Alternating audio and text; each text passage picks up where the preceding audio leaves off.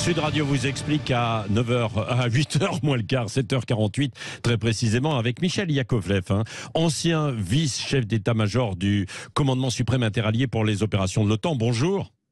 Bonjour. Pour parler de la loi de programmation militaire qui est débattue pendant 15 jours à l'Assemblée nationale. Alors il y a un budget de 40% supérieur à la précédente loi de programmation militaire. Est-ce que c'est cohérent dans le contexte actuel ? Alors, c'est cohérent dans le contexte actuel au sens déjà, il s'agit de poursuivre la consolidation de l'effort entrepris il y a 5 ans.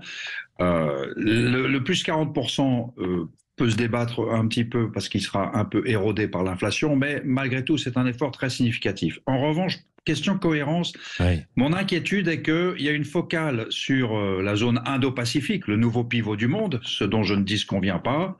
Et il y a 2 millions de Français qui vivent dans l'Indo-Pacifique, donc on est concerné. Mais il semblerait qu'on oublie un peu qu'il y a une guerre en Europe, à notre porte, sur le continent où l'essentiel du pays se trouve, oui. Et un chaos de 20 ans devant nous, en gros. Parce que quoi qu'il advienne, cette guerre d'Ukraine va générer un chaos persistant. Et là, il nous manque, me semble-t-il, une capacité cruciale qui est pour l'armée de terre, la possibilité d'encadrer une division type OTAN. Très peu de pays sont dans ce haut de gamme-là, au sens très peu, c'est l'Amérique, oui. Et bientôt la Pologne.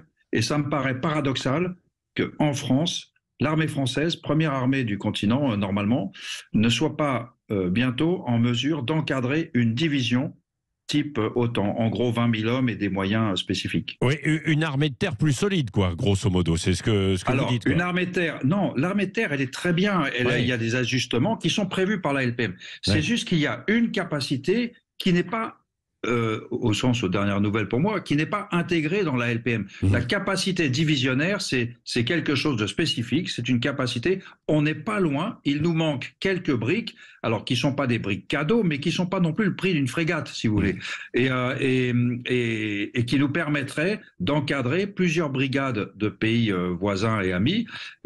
C'est une capacité d'encadrement avec des moyens que la division fournit au profit des autres, par exemple l'artillerie solaire, oui. Les missiles de défense aérienne, dont on voit tout l'intérêt en Ukraine, l'artillerie de longue portée qui manque à tout le monde, des moyens de génie comme le franchissement, vous voyez, dont on voit l'intérêt devant Kherson. Ça, bizarrement, on n'a pas prévu de créer cette capacité divisionnaire, cette capacité d'encadrement divisionnaire au profit de plusieurs alliés de l'OTAN et qui nous mettrait dans la cour des grands. La division, c'est l'unité de mesure de la puissance terrestre.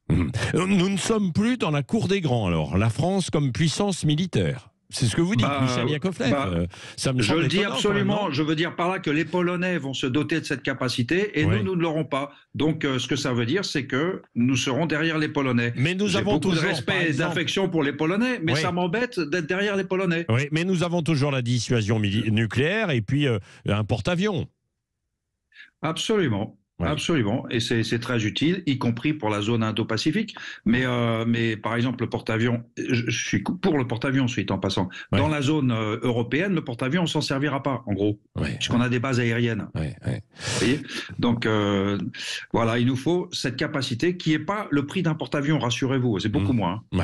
Merci beaucoup pour ces précisions. Et il y aurait encore beaucoup à dire, c'est ce que nous ferons évidemment sur Sud Radio. Merci Michel Yakovlev d'avoir été avec nous ce matin en direct sur Sud Radio.